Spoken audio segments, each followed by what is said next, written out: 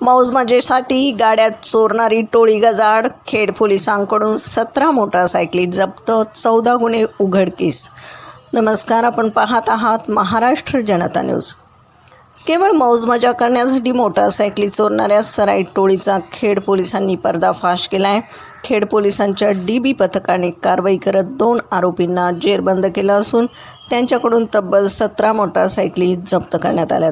या कारवाईमुळे पुणे जिल्ह्यातील विविध पोलीस ठाण्यांमधील 14 चोरीचे गुन्हे उघडकीस आलेत.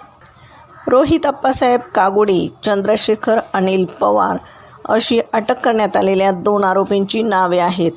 जून 2024मध्ये निमगाव खंडोबा येथील बैलगाडा शर्यत पाहण्यासाठी आलेल्या एका नागरिकाची स्प्लेंडर मोटारसायकल चोरट्यांनी पळवली होती.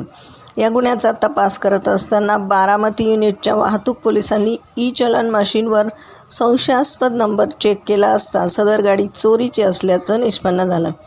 खेड पोलीस ठाण्याचे प्रभारी अधिकारी सुभाष चव्हाण यांच्या मार्गदर्शनाखाली पथकाने सापळा रचून दोन्ही आरोपींना पकडले.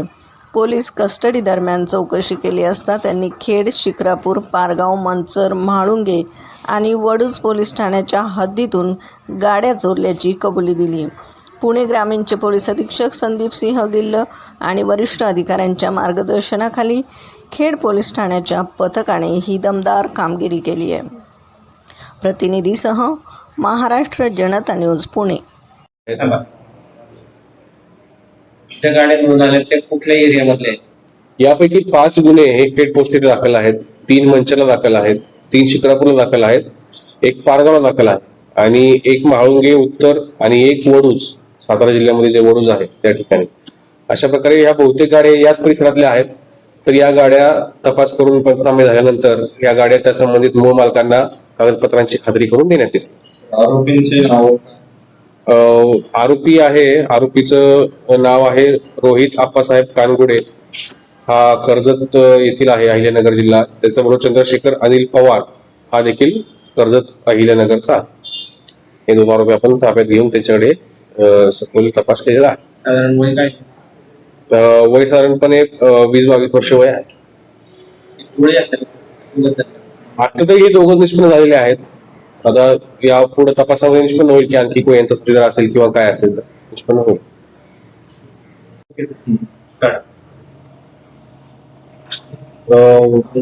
मागील काही दिवसांमध्ये वाहन चोरीच्या काही घटना घडलेल्या होत्या. त्याचा आपला तपास चालू होता आणि त्या दरम्यान बारामती येथे बारामती वाहतूक शाखेचे कर्मचारी रस्त्यावर ट्रॅफिकची नियमनाची कारवाई करत असताना ते पोलीस अंमलदार आहेत दत्तात्रय हनुमंत भोसले आणि पोलीस अंमलदार आकाश प्रल्हाद कांबळे. ते वाहतूक नियमन करत असताना त्यांना एक गाडीचा नंबर संशयास्पद वाटला म्हणून त्यांनी त्याच्याबद्दल चौकशी केली.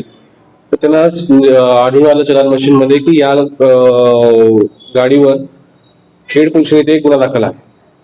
मग चोरीचा गुन्हा दाखल आहे. त्यांनी ती गाडी ताब्यात घेतली, ते आरोपी तिथे ताब्यात घेतले आणि त्यांनी मग आपल्याला कळवलं की असा एक चोरीची गाडी सापडलेली आहे.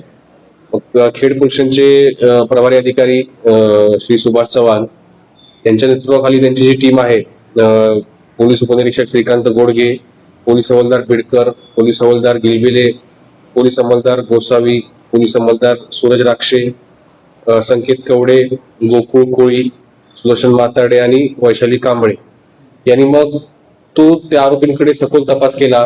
टेक्निकल पुरावे, तांत्रिक पुरावे, त्याचबरोबर या परिसरामध्ये इतर घडलेल्या चोरीच्या घटना यांची माहिती घेऊन अजून अत्यंत चांगला आणि शिस्तीने तपास केला आणि त्यांनी जवळपास 17 दुचाकी त्यांच्याकडून रिकव्हर केलेले आहेत.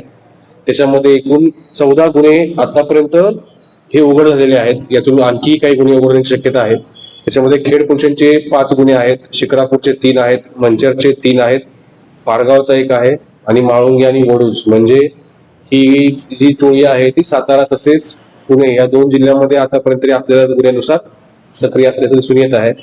तर याच्यामध्ये अत्यंत चांगला तपास खेड पोस्टे आणि त्यांच्या टीमने केलेला आहे आणि 17 दुचाकी वाहने ही या आरोपींकडून रिकव्हर केलेली आहेत आणि 14 गुन्ह्यांची अत्यंत चांगली उकल केलेली आहे. याच्याबद्दल त्यांचं मनपूर्वक अभिनंदन. त्याचबरोबर आमचं नागरिकांना आवाहन राहील की आपण जेव्हा दुचाकी पार्क करतो तरी दुचाकी ही शक्यतो ऑफिशियल पार्किंग प्लेसेस असतात अशा ठिकाणी पार्क करावी. ज्या ठिकाणी सीसीटीव्ही कॅमेरे आहेत अशा ठिकाणी पार्क करावी आणि हँडल लॉक वगैरे करून मगच जावं, जेणेकरून अशा गाड्या चोऱ्या होणार नाहीत. आणि आपण जेव्हा दुचाकी खरेदी करतो कुणाकडून, तर आपण खात्री केली पाहिजे की ती गाडी चोरीची तर नाही ना, त्याचे डॉक्युमेंट्स आहेत का, त्याचा मूळ मालक कोण आहे याची खात्री केल्यानंतर लोकांनी वाहन खरेदी करावे, जेणेकरून चोरीच्या गाड्या विकल्यानंतर परत मग अशा कुठल्या गुन्ह्यामध्ये अडचणीमध्ये येण्याचा प्रसंग येणार नाही. धन्यवाद.